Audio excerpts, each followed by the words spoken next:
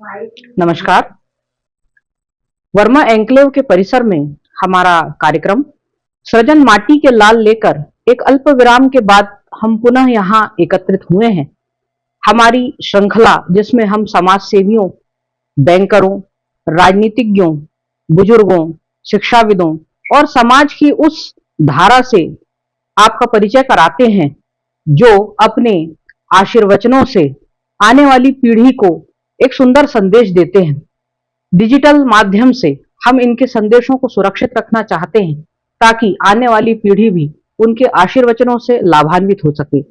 इसी क्रम में हमारे बीच आज श्रीमती सरोज रानी मिश्रा हमारे साथ यहाँ उपस्थित हैं, जो मेडिकल व्यवसायी आदरणीय हरिशंकर मिश्रा जी की अर्धांगिनी है।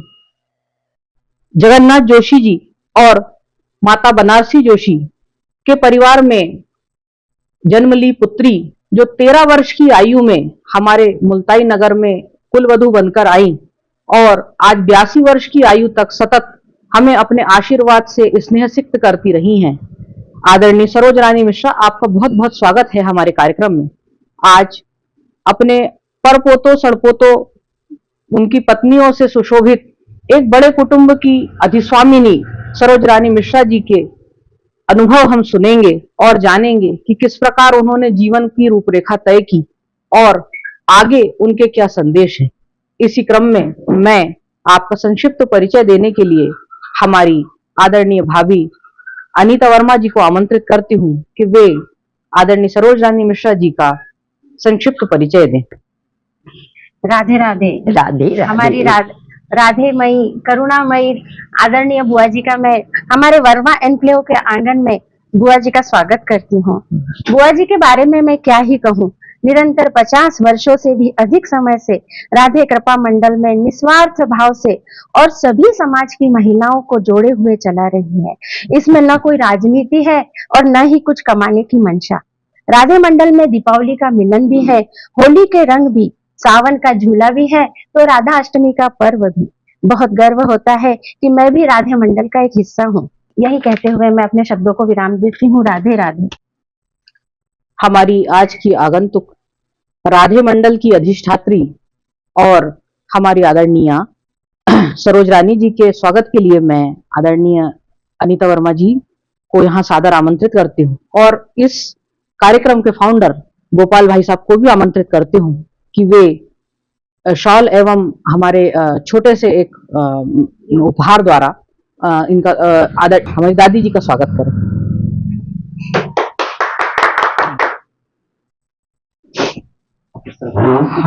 मैं इस हाँ जी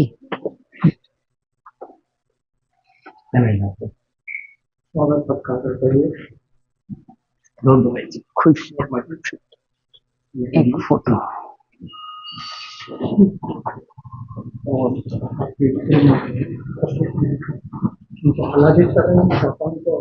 हमारी दादी सरोज रानी मिश्रा जो अपने जीवन के 82 वर्ष पूर्ण कर चुकी हैं और 13 वर्ष की आयु में वे अमरावती से मुल्ताई कुलवधू बनकर आई।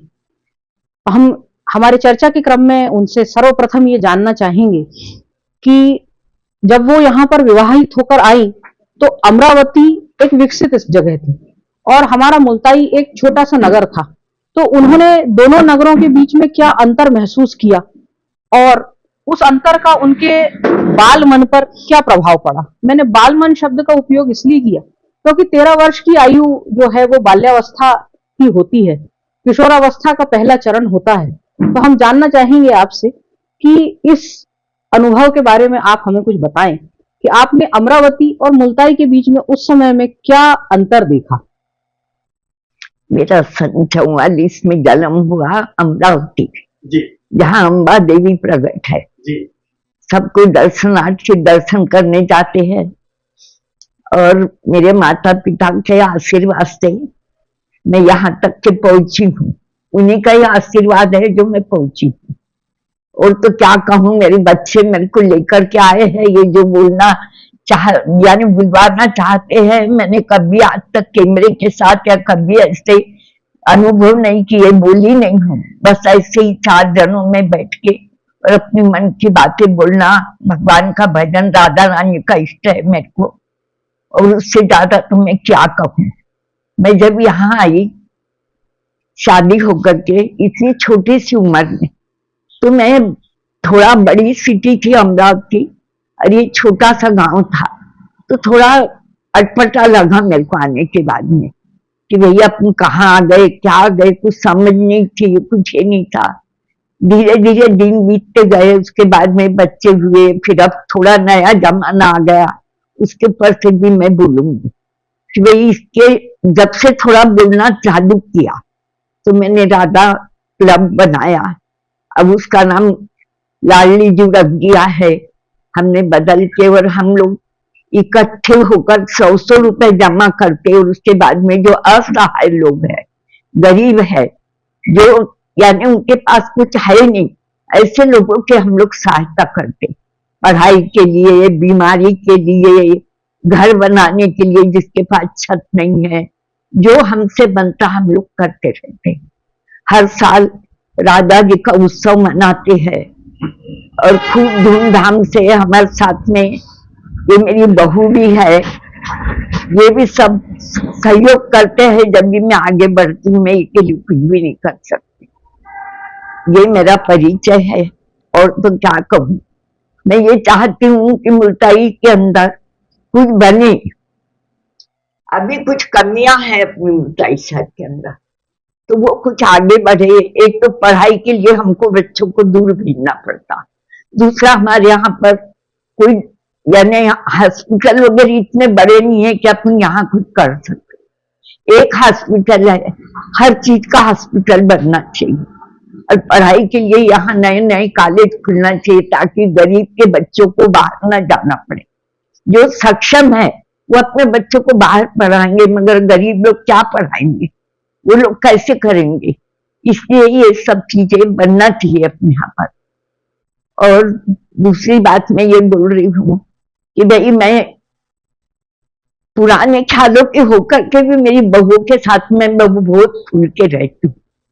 पुराने ख्याल में थोड़ी मर्यादा जरूर रखो कि भाई अपने से जो बड़े हैं उनका रिस्पेक्ट करो, उनको अपन वोट चाहो, उनका सब कुछ करो अपन।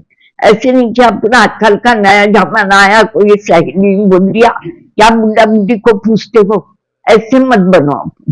अपन बन के दिखाओ, अपन अपने बड़ों का आदर करना सीखो, अपने बच्चों को भी सिखाओ, क्योंकि उनके ऊपर क्या परिणाम पड़ेगा अपना अच्छा बनना और गलत बनने का, या आज ही सोच लो। अगर आपने आज नहीं सोचे तो फिर अपनी पीढ़ी भी बिगड़ जाएगी। इसलिए अपनी ये सोचो कि भैया अपने बड़ों का आदर करना चाहिए, सम्मान करना चाहिए, और अपन इतने सक्षम बन जाओ कि अपने बच्चों को अपन अच्छी शिक्षा दो, अच्छे अपन उसको संस्कार दो, तो अपना भी वो करेंगे और जो बड़े बूढ़े हैं उनका भी सब कुछ करेंगे। दादी आपने ये जो राधा मंडल की स्थापना की, जो अब लाडली जू मंडल के नाम से जाना जाता है, हाँ। तो इसकी स्थापना का विचार आपके मन में कैसे आया कि इस तरह का कोई मंडल बनाया जाए जिससे गरीबों की सहायता की जा सके, कहीं दान राशि एकत्रित की जा सके, और जैसा कि मुझे अनीता भाभी जी ने बताया कि आप लोग जो गरीब कन्याएं होती हैं उनके विवाह इत्यादि में भी सहयोग राशि प्रदान करते हैं, तो यह विचार आपके मन में कब और कैसे आया? मेरे शुरू से ही ऐसी इच्छा थी, यानी जब से मैंने होश संभाले, शादी तक के कोई होश तो था नहीं मेरे को, बहुत छोटी उम्र थी, पर दुनिया को देखते हुए, रात का जमाना देखते हुए मैंने सोचा कि क्यों ना अपन ऐसे कुछ कार्य करे जिससे कुछ किसी को लाभ मिले। इसलिए मैंने ये राधा मंडल का मेरे मन में आया। फिर मैंने कुछ 8-10 औरतों को जमा करा। जमा करने के बाद में उनसे ये राय प्रकट की कि अपन क्यों ना 1 महीने के अंदर 100 रुपया जमा करे और अपन किसी को दान में दे ये चीज, और उनका भला हो सके। उनका कोई बच्चा है पढ़ने वाला हो, बिगड़ पैसे के पढ़ नहीं सकता, तो हम 50-50 हजार रुपए तक के भी राशि दी जो हमसे बना है। यानी हम कम से कम ही है, हमारे पास में कन्याएं हैं उनके लिए शादी के लिए, हाँ, और जिसके घर पे छत नहीं है, कोई की छत गिर गई, बेचारे गरीब है, ठंडी में बच्चे मर रहे हैं, इसलिए उनका भी अपने छत बनाने के लिए जो हमसे बने वो राशि दी। छोटे छोटे बच्चे स्कूल में पढ़ने जाते और उनके पास स्वेटर नहीं है, ठंडी है और बच्चे ठंडी से ये हो रहे, उनको हमने स्वेटर दिए। ये यानी शुरू से ही मेरी कामना थी और मेरे को इन लोगों ने, सब में मेरे साथ वालों ने, मेरी जितने मेंबर है, आज 50 से ऊपर मेंबर है मेरे पास में, तो उन लोगों को बस एक ही चीज मेरा बोलना है कि मेरे को सहयोग करो। और तुम लोग सबको ही, मैं कभी कोई हमारे अध्यक्ष नहीं बनाया, कुछ नहीं, बस सब ये हमारे लिए एक समान है। अध्यक्ष बनाने के बाद में क्या होता कि वो बढ़ जाता है कि वो अध्यक्ष है, वो ऐसा करेगा। हम सबसे पहले जब मीटिंग लेते तो सबसे पूछते कि आगे का कार्यक्रम क्या करना है, उसके बाद में हम कार्यक्रम करते हैं। हमारा होली का 1 नंबर का कार्यक्रम होता, राधा अष्टमी यहाँ मुंबई में कोई नहीं मनाता, कृष्ण अष्टमी सब मनाते, पर मैं राधा के ऊपर ही नौछावर हूँ, मैं उसी की बालक हूँ, उसी का ही सब मेरे को इष्ट है, इसलिए मैं उनकी अष्टमी मनाती। ये लोग मेरे को पूरा सहयोग करते, मेरे अकेले का कोई योगदान नहीं है इसके अंदर। ना मैं कुछ बड़ा बनना चाहती हूँ, ना मैं किसी को बड़ा बन के दिखाना चाहती हूँ। ईश्वर मेरे को छोटा बन के ही सबका प्यार मिले, बस यही सब। ये एक अति उत्तम व्यवस्था जिसको हम लोकतंत्र के नाम से जानते हैं, इसका एक उत्तम उदाहरण दादी ने बताया, उनका जो राधा मंडल है, जिसमें कोई कार्यकारिणी समिति नहीं है, लेकिन उसके बिना भी निरंतर 50 वर्षों से यह दल चल रहा है और जो सामाजिक कार्य है उसमें बिना किसी कोई प्रोपोगेंडा के, बिना किसी नाम की कामना के, और ये समाज सेवा सहायता कर रहे हैं। ये हमारे लिए बहुत सीखने वाली बात है। दादी, मैं जहां तक मुझे पता चला है कि आप पाक कला में बहुत विशेषज्ञ हैं और आप खाना बहुत अच्छा बनाती हैं, तो मेरा आपसे प्रश्न था कि आजकल की लड़कियां थोड़ा सा रसोई से अपनी दूरी बना ले रही हैं और पढ़ाई को तो महत्व दिया ही जा रहा है, पर मेरा ये मानना है कि लड़के लड़कियों दोनों को ही रसोई में रुचि लेना चाहिए, तो आप क्या कहना चाहेंगी इस संबंध में? सबसे पहले तो गृहिणी का यही फर्ज है कि वो खुद के हाथ से खाना बनाए। आजकल फैशन चल रहा है कि घर में रोटी वाली लगा रहे, उसका हाथ का खा रहे, एक अपने हाथ से एक प्रेम का खाना होता है, वो सबके हमको लगता है कि देखो प्रेम से अपन खिला रहे हैं, बच्चों को खिला रहे हैं, पति को खिला रहे हैं, अपने सास ससुर को खिला रहे हैं, तो वो एक प्रेम अलग ही झलकता है उस चीज के अंदर। और सब गृहिणियों ने इतना तो फर्ज बनता ही है कि हाथ से बनाओ। और मैंने मेरी माँ से सब शिक्षा ली।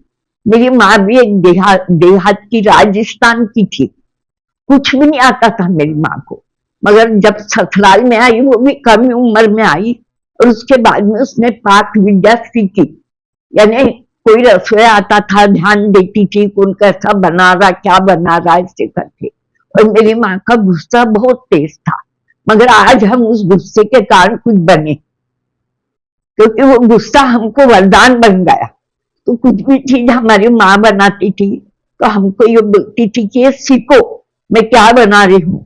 अगर कुछ गलती होती थी तो बिल्कुल मार देती थी, चाटा, ये गलती हो गई, आज से गलती नहीं होना चाहिए। इसलिए यानी उनसे मैंने पाक विद्या सीखी और हर चीज मेरे को बनाना आता है। और आज भी यानी 80 साल की उम्र में भी मैं मेरे हाथ से खाना बना। बहुत बढ़िया, बहुत बढ़िया। 80 साल तक बनाया। ये एक बहुत प्रेरणास्पद बात है कि भोजन केवल पेट भरने के लिए नहीं होता, इसमें प्रेम का भी अंश होना चाहिए। शायद इसलिए आजकल हमारे शरीर इतने अस्वस्थ हो रहे हैं कि उस भोजन में से धीरे धीरे प्रेम का अंश जो है वो खत्म हो रहा है। अब इसके आगे हमारी प्रश्न क्रम को आगे बढ़ाने के लिए मैं मेरे अग्रज आदरणीय गोपाल भाई को आमंत्रित करती हूँ। सबसे पहले बुआ जी को मेरा प्रणाम। ये बुआ जी ऐसे हैं कि मेरे पिताजी इनको बहन मानते आए थे और इन्होंने दोनों ने इस रिश्ते को आजीवन निभाया। और बुआ जी का इसने मेरे पूरे परिवार पर शुरू से एक जैसा बना रहा है। ब्राह्मण परिवार में जन्म लिया, राजस्थान जहां से इनकी माताजी आई थी, महाराष्ट्र जहां इनका लालन पालन हुआ और अपनी विरासत को सारे बस्ती में बिखरने वाली हमारी करुणामयी बुआ जी, ये मध्य प्रदेश में ये 3 राज्यों को बिलोंग करती हैं। जो चीज एक अनूठी है, रूढ़िवादिता को तोड़ते हुए सामाजिकता से इन्होंने सरोकार रखा है। संस्कारों के साथ नवीन गैजेट्स का इस्तेमाल कैसे कुशलता से किया जाता है, इस उम्र में भी ये व्हाट्सएप पे डेली एक मैसेज अपना राधे मंडल को देती हैं। कई बार मुझे भी इनके आशीर्वचन सुनने का मौका मिलता है। ऐसी हमारी करुणामयी बुआ जी, इनसे वापस जानेंगे कि मुल्ताई जो शुरू में था, आप ताप्ती जी को देखते हैं, यहाँ के विकास को देखते आए हैं, यहाँ नेताओं का जो आपने प्रकार देखे, जो व्यवस्थाएं देखी, इस पे अपना कुछ अपने विचार आप रखें, मैं ये चाहूंगा। मुल्ताई जब हम आए थे, जब तो बहुत ही एकदम खंडहर ही था, सोचो कुछ भी नहीं था। जब मेरी शादी होके आई तो गाड़ी कुछ नहीं, मेरे को बैलगाड़ी के अंदर, वो हमारे इसमें जो एक रूढ़ी रहती है कि देवी देवता की पूजा करते, तो मैं बैलगाड़ी में बैठ के गई थी। यही स्थिति थी। क्या बात। जब मेरी शादी उस वक्त, उसके बाद में धीरे धीरे विकास तो हुआ है, ऐसा नहीं कि विकास नहीं हुआ है। विकास अब इतना हो गया है कि मुल्ताई छोड़ने को बिल्कुल भी मन नहीं करता। इतनी प्यारी मेरी ताप्ती माता बैठती है, सामने दिखती है, और उसके बाद में हर चीज में आज विकास भी विकास है, मगर कुछ कुछ चीजों में त्रुटि है। जैसे नेता लोग पूरा ध्यान नहीं देते, अगर नेता लोग पूरा ध्यान दे तो और भी मुल्ताई ऊंची हो सकती है, और भी इसमें कई चीजें यानी आप जोड़ सकते हैं। तो ये नेता लोगों ने ध्यान देना चाहिए। नेतागिरी करने का ये अर्थ नहीं है कि आप बस हाय हाय हेलो करो चले जाओ, ऐसा नहीं करो, उसका विकास करो। क्या आज अपने इसमें इस धरती पे अपने जन्म लिया है तो इसको इतना बड़ा बना दो। वैसे इतनी रमणीक हमारी मुल्ताई के 1 मिनट भी इसको छोड़ने की इच्छा नहीं होती। ये मेरी हार्दिक इच्छा है। मैं कहीं भी बाहर जाती 4 दिन के ऊपर नहीं रहती, मैं मुल्ताई जाऊंगी वापस, मेरे को मुल्ताई जाना है। ऐसा अगर हर कोई सोचने लग जाए, नेता लोगों को बस एक ही बात बोलो कि मुल्ताई का इतना विकास करो कि मुल्ताई ऐसी चमक जाए, जिला बन जाए। क्या बात है, क्या बात है, बहुत सुंदर। अभी जैसा बुआ जी ने बताया था, कृष्णा अष्टमी सब मनाते हैं और राधा अष्टमी का चलन आपने शुरू किया, ये निश्चित तौर पे मैं जैसा देखता हूँ संपन्नता 2 तरह की होती है। एक आर्थिक संपन्नता होती है और दूसरी मानसिक संपन्नता होती है, और दोनों ही विरासत में आपको खूब मिली, राधा रानी की कृपा से खूब फली। आप यहाँ पर आने के बाद जो विकास आपके परिवार का हमने देखा, आपकी जो व्यवस्थाओं का चलन हमने देखा, सामाजिकता से सरोकार देखा, तो आप कम से कम अभी क्या सोचते हैं? जो संगठन बनते तो हैं लेकिन टिक नहीं पाते, घरों तक में फूट पड़ रही है, इस पे आप अपने थोड़े से विचार रखिए। देखो, घर में दोनों तरफ से चलना चाहिए इंसान। आज हमारा जमाना तो ऐसा था कि हम पर्दा करते थे, एक ओढ़ना था हमारी जात में, वो हम ओढ़ के और बाहर जाते थे इतने घूंघट से। तो सबसे पहले मुल्ताई में मैंने पर्दा छुड़ाया। सब जने बोले कि ये इंदिरा गांधी बन रही है, ये इसने क्यों पर्दा छुड़ा, ये बहू बेटियों को बिगाड़ेंगी। मैंने बोली कुछ भी हो, हमने जो सहन करा वो अब हमारी बहू नहीं करना चाहिए। तो अगर थोड़ा बहू बेटी को प्रेम दो, थोड़ा उनको संभालो और उनको बोलो कि बेटा हम नए इसमें भी है, और नए इसमें होकर के उनको अपन बहुत प्यार से उनको समझाओ तो वो बिल्कुल समझेंगे। और अपनी जो संस्कृति है उसको भी थोड़ा बना के रखो, एकदम नए इसमें इतने मत बैठ जाओ कि बिल्कुल आजकल जो चला है हरे राम हरे कृष्ण का देखो, जो कीर्तन होता है और उनके मंदिर है, वहां देखो लोग विदेश के होकर के क्वार्टर पहनते हैं, सिर पे पल्ला रखते हैं। हाँ, कितनी मर्यादा रखते हैं वो। मर्यादा को मत तोड़ो, तुम खूब घूमो खूब फिरो, हमारे को कोई खुशी की बात है। मेरी बहुए तो आज भी साड़ी पहनती, और मेरे पोते की बहुए हर कपड़ा पहनती, उसमें मेरे को इतनी खुशी है। और मेरी बहुए इतनी अच्छी है पोते की कि मैं उनके दोस्त के समान हूँ, बिल्कुल बिल्कुल बिल्कुल दोस्त बन के रहती। तो ऐसा कुछ अपना ख्यालात रखा करो तो अपनी गृहस्थी मिलके ही रहेंगे, गृहस्थी बिगड़ेंगी नहीं अपनी। बहुत सुंदर विचार। हमारे बीच पत्रकार माननीय अयूब भाई साहब यहाँ पर उपस्थित हैं। मैं उन्हें भी यहाँ पर आमंत्रित करता हूँ कि वे अपने कुछ विचार बुआ जी से पूछें। नमस्कार, आपका आशीर्वाद देना चाहूंगा मैं। खुश रहो भाई साहब। सौभाग्य मेरा कि मैं आज आपका साक्षात्कार ले रहा हूं, और जब आपके वक्तव्य मैंने सुने तो मैं इतना छोटा समझ रहा अपने आप को कि आप इतना बड़े वटवृक्ष हैं कि वास्तव में हमारा कद आपके सामने शून्य के बराबर है। कि आपने जो किया है और मुल्ताई का जो आपने परिदृश्य देखा, तो आपने भी जिस पर्दे की बात की है तो आंखों का पर्दा होना चाहिए। जी बिल्कुल।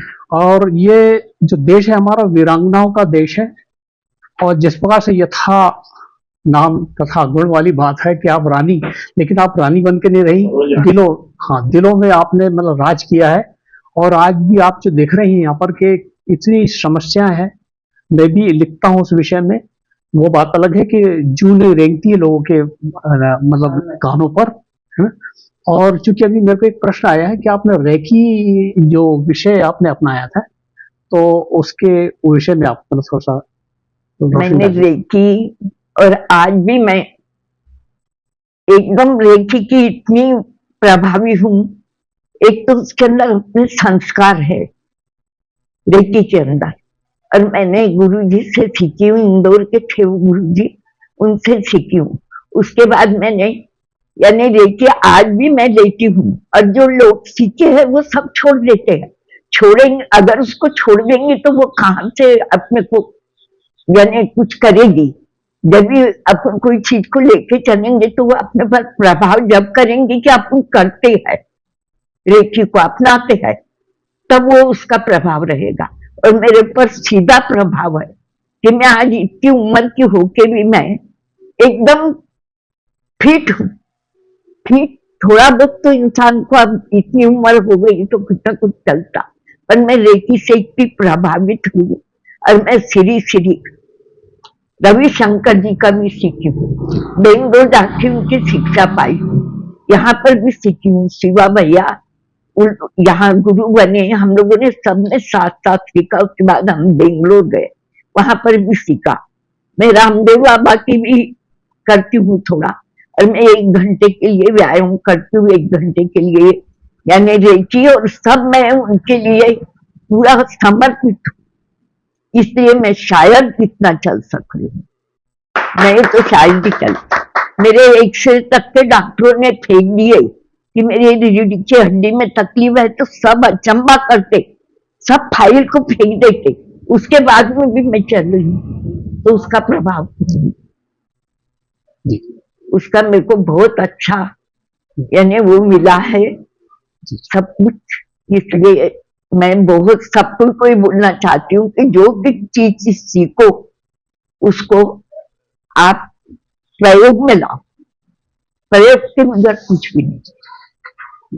और जितने भी नेता है ये क्या है, क्या कर रहे, सिर्फ झगड़े लड़ाई, मुसलमान हिंदू ये वो। भैया हम भी तो है, हम क्या उसको भगवान को नहीं मानते, पर प्रेम पूर्वक करो उसका। कहीं ऐसा ना हो जाए कि आज की पीढ़ी लड़ने झगड़ने में लग जाए और उनका भविष्य बिगड़ जाए, ऐसा मत करो। आपने बड़ा बेबाक और कठोर भाषा में जरूर संदेश दिया है, इससे लोग प्रेरणा लेंगे और प्रेरणा लेना भी चाहिए कि वास्तव में आपने जो अपनी उपलब्धियां आपने की है, और उसके बाद जो आपने जो आज प्रेरणादायक जो संदेश दिया है, इसको लोग आत्मसात करेंगे। इन्हीं शब्दों के साथ धन्यवाद। बुआ जी, आज भी आप 4 मंजिला सीढ़ी चढ़ते उतरते हैं, आपका उत्तम स्वास्थ्य है, तो आप नई पीढ़ी को क्या संदेश देना चाहते हैं? मैं तो यही संदेश देना चाहती हूँ कि इतने मत ये हो जाओ कि चल ही नहीं सको। आजकल कोई मोटरसाइकिल के बिना नहीं चलता, गाड़ियों के बिना नीचे पैर नहीं रखता, पैदल चलना सीखता ही नहीं। और हर कोई ये बोलते रहते, अरे हमारे तो पैर दुख रहे। ठीक है, क्या हमारे पैर नहीं दुखते? हमारे तो दुखते होंगे। सोचो, हमारे घर में ही बच्चे बोलते, अरे माँ कौन ऊपर चढ़े, अरे बहुए बोलती है, अरे इसके ऊपर है कौन चढ़े। हिम्मत करो तो हर कार्य होता। सही बात। अगर हिम्मत नहीं करोगे तो कुछ भी नहीं होगा। इसलिए इतना अपन सक्षम बन जाओ कि अपन हर काम कर सको। एक्सरसाइज रोज करना हाँ, बहुत जरूरी रोज बहुत जरूरी है। कुछ तो टाइम दो अपने शरीर के लिए, कुछ टाइम जरूर देना चाहिए अपने, कि अपन योगा करो, एक्सरसाइज करो, जल्दी उठने की कोशिश करो। आजकल 9 बजे के पहले आजकल की पीढ़ी उठती नहीं है, और हम लोग 4 बजे उठते अपना नित्य कर्म करके, और उसके बाद में हम पहले सबसे पहले योगा, रेकी, श्री श्री रविशंकर जी की वो किया करती हूँ मैं, हर चीज में करती हूँ। उसके बाद में फिर भगवान की पूजा आप करती हूँ, किताबें भी पढ़ती और हो? उसके बाद में रसोई में जाती हूँ। रसोई मेरे को बहुत प्रिय है। आज भी सब बोलते कि मत करा करो, अब कुछ हो जाएगा, जल जाएगा, हाथ से गिर जाएगा। मैं बोलती मेरे को रोको मत, करने दो, कुछ तो करने। सबसे बड़ी बात जो मैंने आपसे सीखी, सही बात तो यह है कि एक आप और एक हमारी दीदी, वो राधे राधे का एक मैसेज आता है, तो मैंने भी राधे राधे लिखना चालू कर दिया। भक्ति एक दिन में प्रबल नहीं होती, समय लगता है, धीरे धीरे उसके परिवर्तन आते हैं जो सूक्ष्म होते हैं, एकदम से दिखाई नहीं देते। कृपया आप अपनी आराधना के विषय में सबके बीच में जो विचार रखना चाहते हैं वो बताइए। मेरी आराधना, मेरी सबसे प्रिय राधा रानी है। कृष्ण अगर राधा को बुलाएंगे तो कृष्ण आएगा ही। तो हर कोई कम से कम हर घर के अंदर ये चीज पहुंचाओ कि अपने संस्कृति को मत भूलो, भगवान के लिए थोड़ा समय तो निकालो। आज की पीढ़ी भी निकालना चाहिए, ये नहीं कि वो अब पढ़ लिख गए तो वो नहीं। आज की पीढ़ी को भी ये शिक्षा दो कि नहीं बेटा, सवेरे उठ के सूर्य भगवान को जल चढ़ाए, तुलसी माता को जल चढ़ाए, उसके बाद भगवान को प्रणाम करे सिवाय, और अपने माता पिता को प्रणाम करे सिवाय बाहर न जाए। इतनी शिक्षा जरूर हर कोई घर में दो बच्चों को। हमारे यहाँ बच्चा कोई नमस्ते नहीं करता, कोई टाटा बाय बाय नहीं करते। हमारे यहाँ घर से आ रहे जा रहे राधे राधे, फोन में भी राधे राधे। अपनी संस्कृति को मत भूलो, यही मेरी प्रेरणा है। मेरा प्रश्न जो था आपसे, इतना लंबा वैवाहिक जीवन जिया आपने, और एक समृद्ध परिवार है आपके पास में, जिसमें आपके 2 पुत्र पुत्रियां, आपके पड़पोते, सड़पोते, पोत बहू, है ना, एक पूरा वटवृक्ष, आप वटवृक्ष हैं और आपकी छाया में इतने सारे लोग वहां निवास करते हैं और आपसे अपना मार्गदर्शन पाते हैं। लेकिन आजकल ये जो छोटी छोटी बातों पर तलाक हो रहा है, और जो बच्चे पढ़ने बाहर जाते हैं वो थोड़ी थोड़ी बातों पर जो आत्महत्या की ओर अग्रसर हो जाते हैं, तो इनसे बचने के लिए आप उनको क्या संदेश देना चाहेंगे? देखो, सबसे पहले तुमने अपनी मानसिकता सुधारना चाहिए। वो माँ बाप भी उसकी प्रेरणादायक हो सकते हैं। माँ बाप ने उनको ऐसी शिक्षा देना चाहिए कि बेटा, अगर कम नंबर भी मिले तो उसमें भी खुश रहो। उनको ये मत बोलो कि तेरे को डॉक्टर ही बनना है, कि तेरे को प्रोफेसर बनना है, कि तेरे को कुछ बनना है, ये मत बोलो। उनके पर अपन बर्डन मत डालो बच्चों पे, उसके दिमाग से उसको पढ़ने दो। उसकी जितनी बुद्धि रहेगी ना, वो पढ़ के निकलेगा। और बच्चों ने थोड़ी थोड़ी बातों पे ये सब करना नहीं चाहिए, ये बहुत गलत कर रहे हैं। आत्महत्या करना बहुत खराब चीज है, ना तो उससे मुक्ति मिलती है, ना उससे कुछ मिलता है। और क्या है, अपने जान से जाएंगे, माँ बाप को दुखी करेंगे, परिवार को दुखी करेंगे, हरदम के लिए उनके एक चीज रह जाएगी उसके लिए कि मेरे बच्चे ने ऐसा करा। इसलिए बच्चों ने ऐसा करना ही नहीं चाहिए। अगर कुछ उनके मन में बात है तो अपने बड़ों के पास बैठ के उसका समाधान करो, समझो उस चीज को।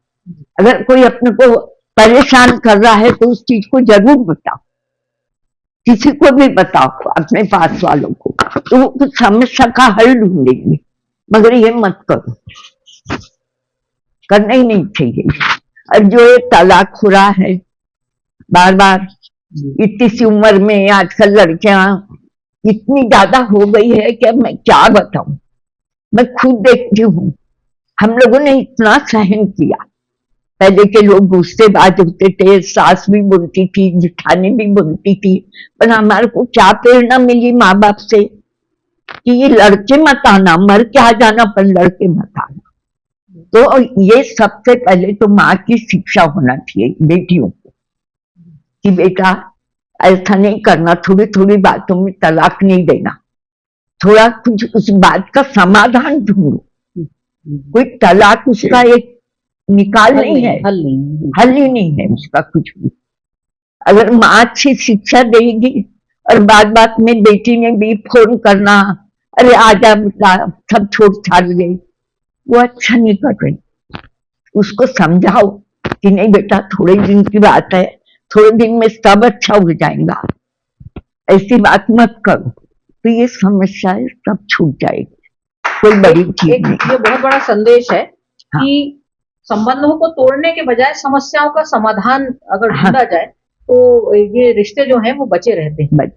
आप क्या मानती हैं कि परिवार की एकता का क्या सूत्र है, परिवार में एकता का क्या सूत्र होना चाहिए? वैसे बहुत सारी विषय वस्तु तो इस संबंध में आपकी बातचीत में आ गई है, पर एक ये अंतिम प्रश्न के रूप में हम आपसे पूछना चाहेंगे कि परिवार को एक सूत्र में बांधे रखना है तो इसके लिए सभी को प्रयास करने होंगे, तो वो पहला प्रयास क्या होना चाहिए? पहला प्रयास तो सबसे पहले बड़ों का ही है। बड़ों ने कैसे लेके चलना, बड़ों ने उनको कैसे समझाना अपना काम रहता है कि अपने उनको समझा। हर कोई का स्वभाव एक जैसा नहीं होता, कोई का स्वभाव बहुत तेज होता है, कोई का नॉर्मल रहता है। हम लोगों ने उसको थोड़ा समझा के चलना चाहिए कि बेटा ऐसा नहीं होता। उसके उपरांत भी वो नहीं समझे तो उसका कोई निकाल नहीं है, फिर वो घर टूटते ही है, बनते नहीं है। इसलिए उसका समाधान सोचो और अपन कुछ बदल जाओ। पानी रे पानी तेरा रंग कैसा, जिसमें मिलाओ उसके जैसा। बहुत बढ़िया, बहुत बढ़िया। ये एक बड़ा महत्वपूर्ण सूत्र कि प्रथम जो प्रयास है परिवार को संभालने का वो बड़ों की ओर से होना चाहिए और क्षमा बड़न को चाहिए, छोटन को उत्पात कहा ही गया है। दादी सरोज रानी मिश्रा जी से बातचीत करते करते समय का पता ही नहीं चल रहा है और हम चाहते हैं कि आप निरंतर इसी तरह हमें अपने आशीर्वाद देती रहें। आपका जो जीवन है वो आधुनिकता और संस्कार दोनों का मिला जुला स्वरूप समझ में आया कि आधुनिकता भी होनी चाहिए लेकिन हमें हमारे संस्कारों को नहीं छोड़ना चाहिए। एक प्रेरणादायक चीज जो आज मैंने आपसे ग्रहण की कि एक छोटा सा भी केला कोई किसी को दान करता है तो उसकी फोटो खींचता है और उसको सार्वजनिक करना चाहता है, लेकिन आप निरंतर 50 वर्षों से राधा सेवा मंडल चला रही हैं और अनेकानेक कार्य आपकी ओर से किए जा चुके हैं, परंतु दान का वास्तविक स्वरूप मुझे आज समझ में आया कि दान वही है जो एक हाथ से किया जाए तो दूसरे हाथ को पता भी न चले। इसी के साथ अत्यंत धन्यवाद के साथ आपके आशीर्वचनों के लिए और आपकी यहाँ उपस्थिति के लिए बहुत बहुत कोटि कोटि आपको प्रणाम करते हुए मैं आज के कार्यक्रम को यहीं विराम दूंगी। पुनः अगले चरण में सृजन माटी के लाल वर्मा एन्क्लेव परिसर में आपका स्वागत रहेगा। धन्यवाद।